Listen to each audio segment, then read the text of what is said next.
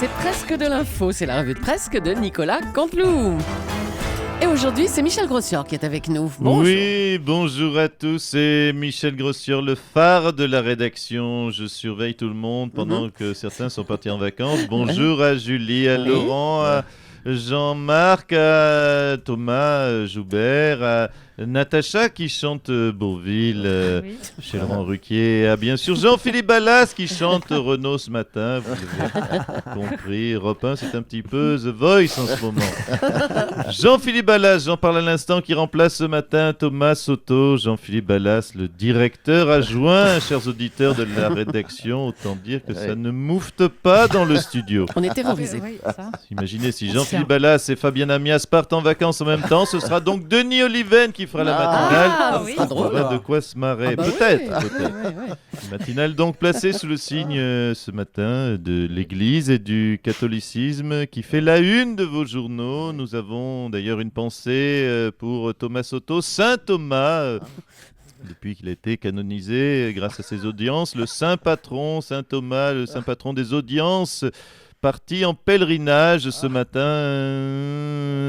dans son lit. Dans son lit pour la semaine en plus. Je salue au passage bien sûr notre père Saint-Denis Oliven, surnommé Saint-Denis de la Réunion, et le très saint-père Saint-Arnaud Lagardère. Tous deux sont déjà, vous le savez, canonisés. Sauf qu'ici-bas, cher Laurent Cabrol à Europe 1, ça n'a pas le même sens. Canoniser, ça veut dire se balader au bras d'un canon. Je pense bien sûr à sœur Inès de la Fréquence et sœur Jade. J'ai vanné les femmes des patrons, Jean-Philippe Ballas fait la gueule, on est tous virés vite, on enchaîne avec les titres, Julie. Vite, Michel, les titres. Canonisation de Didier François, Didier François, ex-otage d'Europe 1, qui a eu la semaine dernière le statut de saint, souvenez-vous, sauf que sur Europe 1, le statut de saint ne dure que entre 24 et 48 heures maximum. Depuis, on lui reparle comme avant à la rédaction. On l'engueule quand il parle fort ou quand il rigole trop fort. Et quand il joue au poker en ligne aussi, si on t'a vu. Je suis le plus grand de la rédaction, m'appelle le Mirador, je vois tout, Oui, on Didier. s'en rend compte. Canonisation, tout ce c'est la rédaction. Canonisation, la vraie cette fois. Ce matin, le monde s'est réveillé comme Nabila, 4 fois par an, avec 2 nouveaux saints donc. Nabila, non. Vous me direz, ça ne s'écrit pas pareil. Je vois Julie outrée. Non, ça ne s'écrit pas pareil. Mais Nabila n'en sait rien. Une note un peu triste. Laurent Cabrol me le confiait en coulisses. Que ce soit les 2 nouveaux saints du Vatican ou ceux de Nabila, on ne les verra jamais en vrai. Oui, bon, allez. Voilà.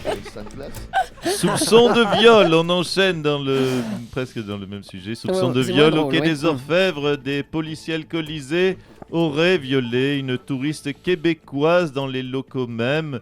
Les policiers qui ont l'habitude d'avoir la main courante ont eu cette fois la main baladeuse. Cambriolage, on enchaîne, ça ne fait pas rire. Cambriolage, le domicile de Marion Maréchal Le Pen à Carpentras cambriolé. Les ravisseurs, pardonnez-moi, y cherchaient des idées, sont repartis bredouille. Eh ben voilà. Pas mieux. Merci Le Michel plus pour drôle, les c'est quand titres. même Jean-Philippe Ballas. Allez, l'hebdomadaire allemand Focus a créé la polémique, vous le savez, en annonçant que la France aurait versé 18 millions de dollars de rançon pour récupérer les 4 otages en Syrie. Denis Oliven, vous êtes le patron d'Europe 1 et donc de Didier François. Vous êtes au courant de cette rançon, Denis ? Oui, tout d'abord, bonjour à toute l'équipe de la rédaction. Ah, bien la voix. Permettez-moi, oui, j'ai bossé. Permettez-moi, ce matin, après une semaine de libération de nos amis ex-otages, de dire que je suis à nouveau très heureux du retour de nos amis. Génial.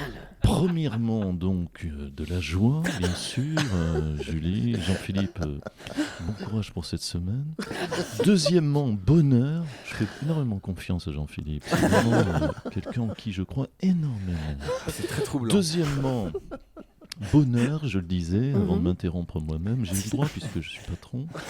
Même si, troisièmement, et je le dis à tous nos auditeurs, inquiétude, car j'ai trouvé Jean-Pierre François, c'est vrai, très fatigué. Attendez, mais Denis, c'est Didier François. Vous savez, Jean-Pierre François, c'est le chanteur de Je te survivrai. Ça n'a rien à voir quand même. Hein. Denis ? D'accord.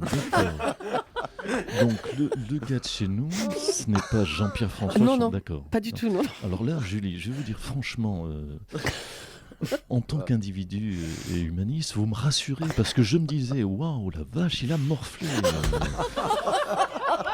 Alors, du coup, bon, j'ai commis un petit impair peut-être, Quoi et je m'en excuse d'avance. Je lui ai fait livrer 7 cartons de Revitalift d'Inès. Du coup, il va pas comprendre pourquoi. Oh là là, Inès, vous lui avez piqué ses produits? Denis, ils sont où mes Revitalift Je t'expliquerai, Bibiche. Oh non mais, Denis Oliven, on va redevenir sérieux. On est entre nous, vous pensez que la France a payé une rançon de 18 millions de dollars? Alors écoutez, Julie, la France, bien sûr, non. Mais nous, Européens, bien sûr, nous devions faire ce geste. Oui, le montant, je le dis, car nous n'avons rien à cacher. C'est une radio de transparence, Europe 1. Je le dis et je le redis à nos auditeurs. Nous avons payé 18 millions et 16 euros très exactement. Ah bon?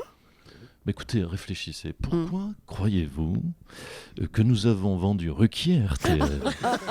D'accord. Nous l'avons vendu pour sauver la peau de nos otages. Nous aimons nos collaborateurs. Nous l'avons vendu très exactement 18 millions, Laurent. Et nous avons vendu Laurent Guimier 16 euros à France Info. Oh, c'est dégueulasse, vraiment, alors là. Avec les 16 euros de Guimier, tu peux passer à Carrefour Market, me prendre du Revitalift. Mais vous êtes gonflés, les garçons. Nicolas Canteloup. Bon, allez, on va revenir sur la double canonisation de dimanche et sur les 2 miracles qui ont permis à Jean-Paul II d'être canonisé. Philippe Douste-Blazy, la guérison miraculeuse de sœur Marie-Simon-Pierre, c'est le premier miracle hein, pour Jean-Paul II. Je fais. Là, ce qu'a fait un arrêt cardiaque. Là. Bon, attendez, 2 secondes, je suis à vous, Jules. Donc, alors, Marie-Simon-Pierre avait la maladie de Parkinson Oui. le 2 juin 2005. Oui. Donc, la maladie s'est empirée et dans un dernier geste, elle a écrit le nom Jean-Paul II de façon presque illisible. Mais le 7 juin 2005, un neurologue constate la disparition totale de la maladie. C'est un miracle. C'est un miracle, mais il y en a Ça va 2 mieux, miracles. Jean-Philippe ça va mieux Alors, le deuxième miracle, c'est quoi? Alors, le second. Deuxième miracle, en avril 2011, arrêtez le bip-bip derrière, personne n'y croit. Donc en avril 2011, merci. Le deuxième miracle, Oui. en avril 2011, François Hollande est à 2%, chère Julie, cher Jean-Philippe et cher Laurent.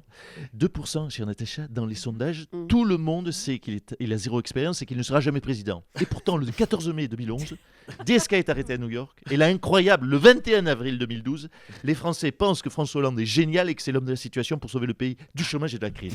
Cette élection n'a aucun sens, aucune explication rationnelle. C'est un miracle. Les miracles, selon Philippe D'où Douste-Blazy. canonisation. Merci, Je vous en docteur. prie. Vous préfériez Denis Oliven, je le sens.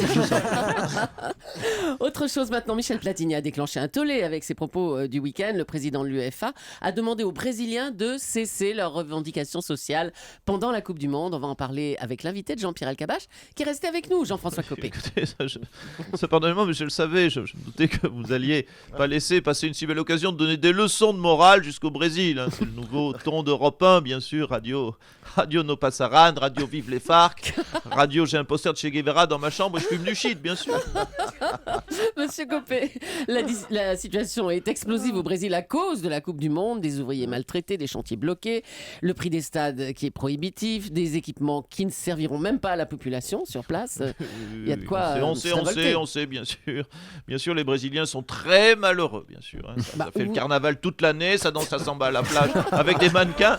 Mais le Brésilien, bien évidemment, est très malheureux. Bien sûr, écoutez, franchement, il glande 10 mois sur 12 à boire des cocktails de fruits au bord de la mer et dès qu'il s'agit de construire un petit stade de rien du tout, c'est l'émeute. Et moi, je dis que c'est une attitude totalement Non, mais égoïste. enfin, les chantiers sont dangereux, mal gérés. Tout ça se fait en plus sur fond de corruption. Alors, Écoutez, vous franchement, n'empêcherez pas de penser, ma chère Julie Leclerc, que c'est de l'égoïsme, c'est tout. Écoutez, franchement, demander à des pauvres qui crèvent de faim de construire des stades pour que des millionnaires puissent s'enrichir, ça me paraît équitable. Chacun gagne de l'argent, c'est gagnant-gagnant, c'est un rapport gagnant-gagnant. Attendez, ça devrait vous plaire, c'est une logique socialiste. ben oui, ça nous plaît à Europe 1, bien sûr. Merci Nicolas Canteloup, on vous retrouve demain peu avant 8h45.